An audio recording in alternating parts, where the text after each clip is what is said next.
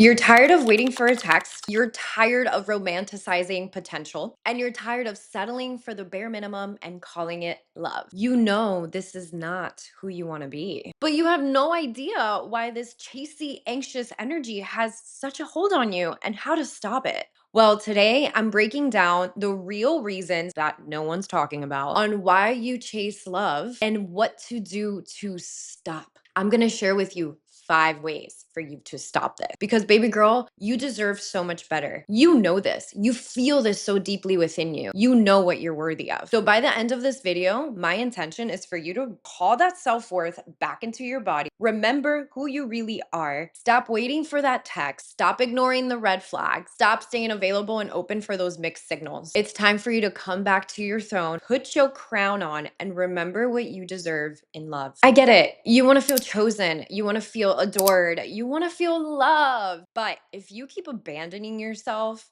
to try to get it, that's not love. That's codependency. You're letting somebody else dictate your self-worth and your self-love. We're gonna end that here today. Hi, Queen. Welcome to my channel. My name is Joanna, and if you're here, you're probably a feminine leader that is ready to embody her full power and live her dream life. So if that's you, you're gonna wanna hit that subscribe button because I have so many amazing videos coming for you. Before we get into the rest of this video and these 5 juicy ways that I'm gonna teach you to stop chasing love, I have to share something with you. I have to say this. Baby girl, you've been mistaking intensity for love. You've been mistaking chaos for chemistry. I get it because that was me too. We've been conditioned to believe that love and connection is chaotic and has to put our nervous system into fight or flight. And I'm here to tell you that that is not true. You deserve safe, healthy love. I used to be somebody that attracted emotionally unavailable men that made my nervous system go into chaos. And I had to do a lot of work and a lot of what I'm going to share with you today to finally let go of that energy that kept attracting those type of men and attract a safe,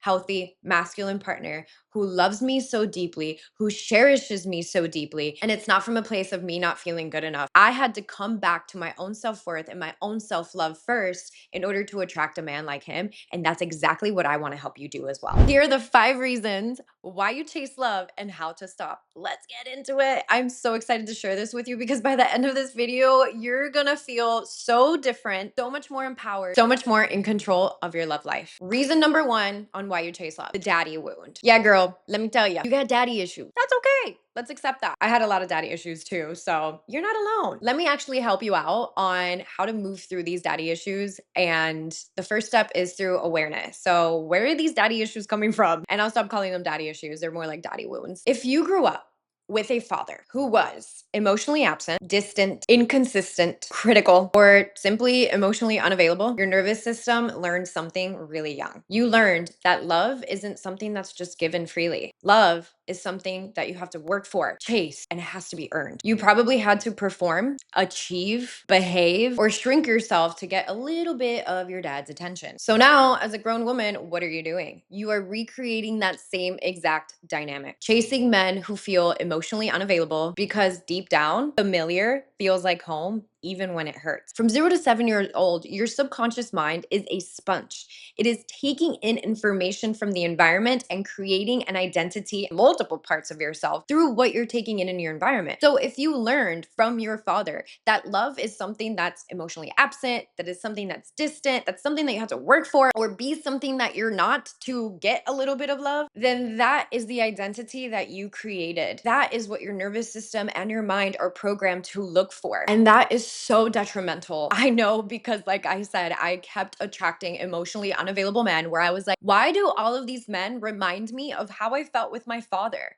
And to break that was not easy, but it was so worth it. And I want to share with you how. You have to go back in time. You have to close your eyes, get into your body, breathe into your body, and allow yourself to visualize the little version of you who believes that love had to be earned. The little version of you that didn't really ever receive daddy's love in the way that she really wanted to. The version of you that she just so badly wanted this role model's approval and attention. You have to sit with her in your visualization. You have to allow yourself to feel all the feelings that she didn't get the opportunity to fully express or feel. The way that we move through energy that's been stuck in the body is through expression. And the thing is that if you don't move through that energy that little version of yourself felt, that energy gets stuck in your body. That's the energy that you keep animating out through your aura, and that is the energy you keep attracting into your life, aka emotionally unavailable men who make you feel the way that your father made you feel. This energy is incomplete in the body. So as you visualize and you go back in time,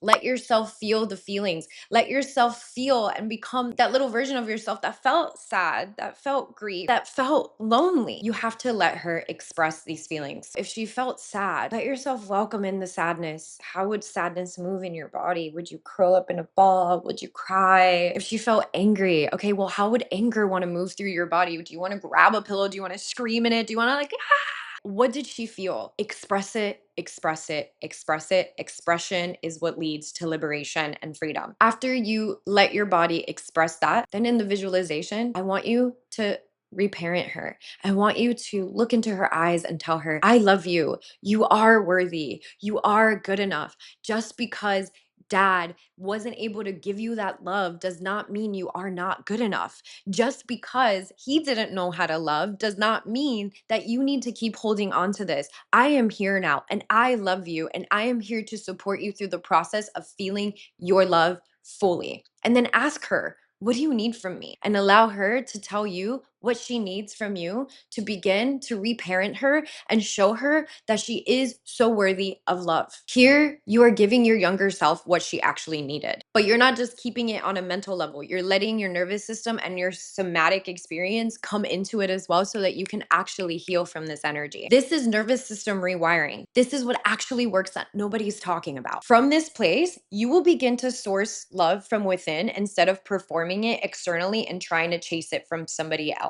This is true, deep inner work that will change your life. This is the work that I do with my clients that is so transformational and so powerful. So I promise you, if you do this, you will start to see your energy shift and the type of man that you attract completely transform. And if you need extra support with that, just know that that's what I do as a coach. You can look at the links below. I have one-on-one coaching, and I would love to support you through this process if you can't get yourself to sit down and actually go there with yourself. The second reason why you chase love and how to stop it. Let's talk about the Prince Charming wound. What exactly is the Prince Charming wound? Think about it. When you were young, if you were anything like me, you were watching a lot of fantasy movies, especially around love and romance, even movies that were cartoon movies for children. During this time, you absorbed fantasy. You learned through fairy tales that a man is gonna come and save you from your misery, that he'll heal you, rescue you, complete you, that your real life will finally begin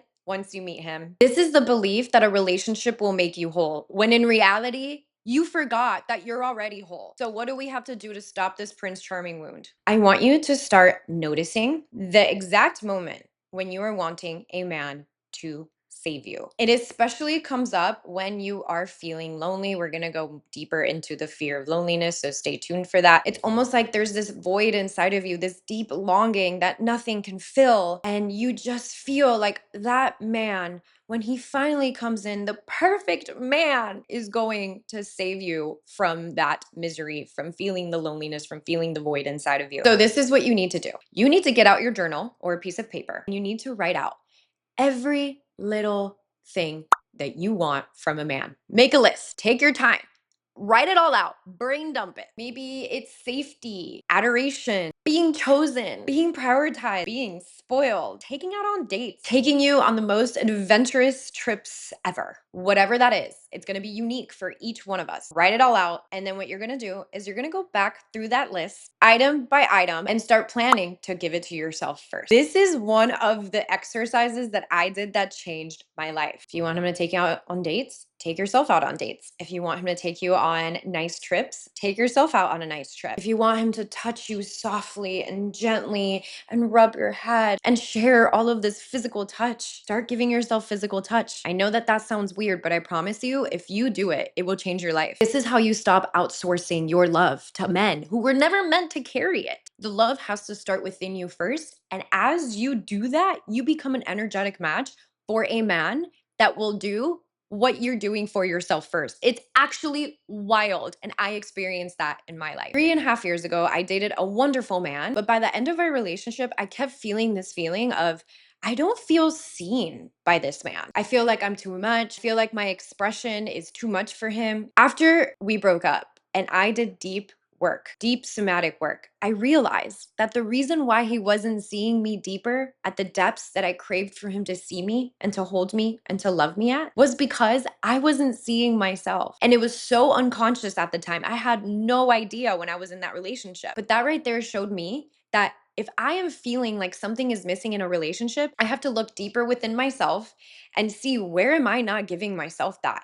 And that completely changes the game. So after that relationship, I dedicated many, many months to seeing myself in my power, to seeing myself in my vulnerable states, to seeing myself deeply in the grief of that heartbreak, to seeing myself and loving myself so deeply. And then, of course, after that, I attracted a man who sees me and loves me so deeply. I literally feel like he loves me as much as I've learned to love myself. And that is the most powerful way that we can have love in our life. So I share this with you because I want you to know that it's possible. And if you do what I'm sharing it with you here, your life will change. Reason number 3 on why you chase love and how to stop it. You don't feel good enough. The unworthiness wound. This is the wound underneath all other wounds. What I see with my clients and what I saw through my own journey is that when you go deep within the wounds that you have within you, you realize that at the core, there's just this feeling of not being good enough, which can happen from the daddy wound that I talked about earlier. It can come from societal conditioning. It can come from so many angles. Doesn't matter right now. All that matters is that you have a wound within the wound that continues to trigger your body, your system, your mind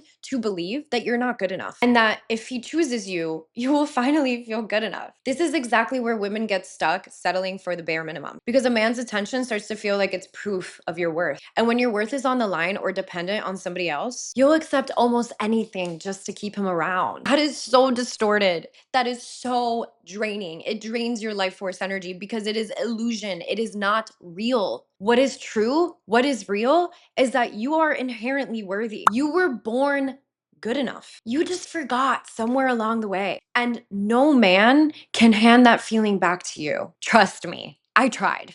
And I'm sure you have too, which is why you're watching this video right now because it has not worked. So here's what you're going to do. You're going to adopt a mirror work practice. You're going to sit in front of the mirror. You're going to look into your own eyes and you're going to stare into your eyes. And it may feel really uncomfortable at first. It may feel like icky. It may feel like all you want to do is judge yourself. I promise you, once you move past that resistance of everything that gets triggered in the mind at first, that's where the transformation actually starts to happen. So you're going to sit in front of the mirror, stare into your eyes for 10 minutes. And I want you to tell yourself out loud how good enough you are, how worthy you are, all the things that you love about yourself. Compliment yourself. Tell yourself everything that you want a man to tell you. When you look into your eyes and you speak to yourself with this compassion, acceptance, and love, you are literally practicing receiving love from yourself instead of waiting for somebody else to give it to you. This is how you become the woman that does not need permission to feel worthy. This is how you bring back your self worth and you feel it, which then is going to attract somebody who sees that worth and honors that worth and loves you as deep as you love yourself. Baby girl, what you've been looking for is literally you. So when you give yourself this, you're going to be at a place where you're like, I don't need a man. Neediness is what keeps you in the chasing energy. You don't need a man. And I don't mean this in this like super like hyper independent way. You don't need him to be your source of love. You are your own source of love. And when you attract from that place, the relationship is one that is healthy, is one that honors you, that adores you, that cherishes you. Everything you've been looking for, you actually get in the relationship because you've given it to yourself first. But here's the kicker. Here's something that I need you to know because I made this mistake. Don't do it with the intention of it being a means to an end. Don't attach to the outcome of doing this, all of this that I'm sharing with you, just so that you can attract the man. I'm gonna love myself so that I'm getting have the man of my dream. No. Scratch that. I'm going to love myself because I deserve to love myself. And as I love myself, of course, that will open up the doors to receive the man that's going to be my divine counterpart. But I don't need him. I don't need to chase him. I am becoming who I'm meant to become. And that love that I feel from within myself is enough. Reason number 4 on why you chase love and how to stop. Somewhere in your nervous system lives a quiet, low grade panic that says, if I'm alone, something must be wrong with me. If I'm alone, I will be nobody. What if I'm just this old lady with cats that never finds love? there's just this deep fear of being alone. So, what do? You stay in situationships, you keep chasing half available men or emotionally unavailable men, and you settle, all to avoid the discomfort of just being with yourself. Listen, baby girl, the only way that you will literally be lonely for the rest of your life is if you don't do any inner work to become a better version of you. What happens when you do the inner work and you become a better version of yourself? You animate energy that is magnetic, that is powerful, that is open-hearted and loving. And that energy, it's going to attract in your life the love that you are. You have to become an energetic match for it first, and you have to do the inner work to clear what's in the way of you having an open heart. Now, if you don't do the inner work, there's probably a higher chance that you will be alone for the rest of your life, or even worse, be in a relationship that you actually really hate and don't like being in. I see this so much in our world. It happened with my mom and dad before their divorce.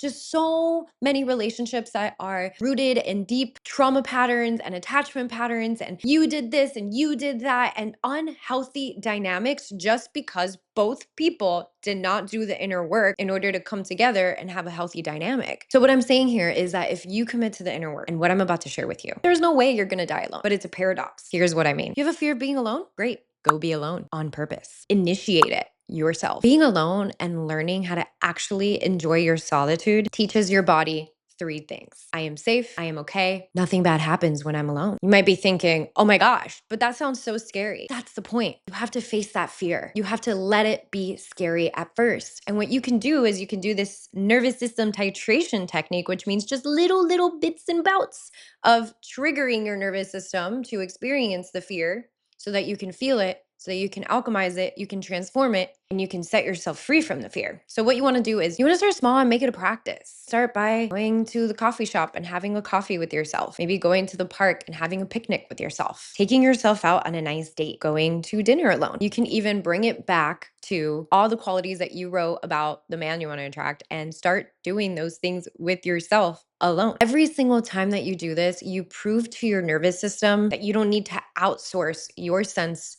of self to somebody else. And you also prove to yourself that that fear is an illusion. The fear of being alone is a total illusion, baby girl. It is not real. It is something that you learned along the way. And the best part is that when you learn how to become your own best company, everything that you choose in love and in men comes from your truest desire, not desperation. And reason number 5 on why you chase love and how to stop. You are disconnected from your own desires and your own values. Instead of asking, do I genuinely want him? You've been preoccupied with, Does he want me? Am I enough? Who do I need to be in order to get his approval? when you're disconnected from your own desires, you stop being discerning and you start being available for whoever's next. You end up losing your crown and your throne because you're too busy trying to earn a seat at his table. No, no, no, no, no, no, no. No more of that. You need to be discerning if he is actually worthy of having a seat at your table. So, what do you do to stop this? It is time for you to become radically clear. What kind of man do you